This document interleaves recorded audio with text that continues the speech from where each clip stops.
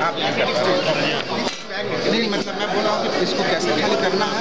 So what happens? This path is sloping, you can see. Here the height is more, here the height is less. If I roll a ball, this will go down, right? And if I have a magnet, then what will happen? Right? It should happen, right? It's happening. It is coming and hitting the magnet, right?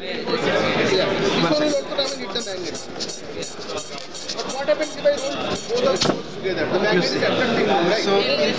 So in this experiment, let's see what explain. In this experiment, we are producing artificial cloud by just reducing the pressure, and on increasing the pressure, the temperature of the gas increases, and by just suddenly removing the cap, the temperature falls suddenly, which causes the condensation of the gas.